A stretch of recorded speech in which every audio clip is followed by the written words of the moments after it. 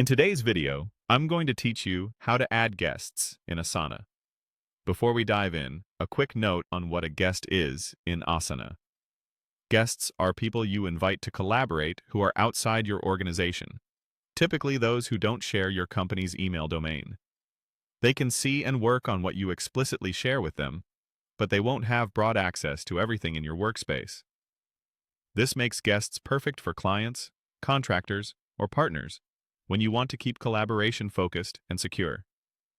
Start by logging into Asana and opening the project where you want to add a guest. Make sure you have the right to share the project. If you don't see the sharing options, you may not have permission, so check with the project owner or your admin. Look toward the top right corner of your project and click the Share button. It usually looks like a person icon with a plus sign. This is your central place for managing who can access the project and what they're allowed to do. When the sharing window opens, type the email address of the person you'd like to invite.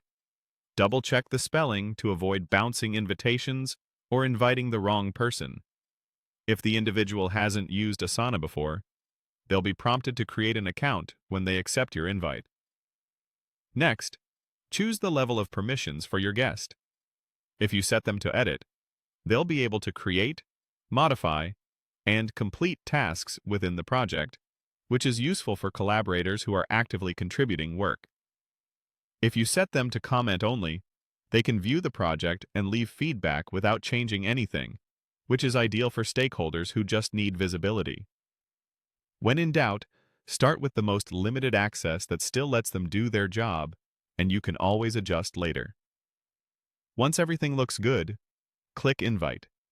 The guest will receive an email invitation to join your project.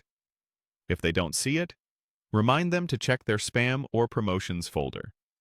After they accept, they'll appear in your project's share list, and you can update their permissions at any time from the same share menu.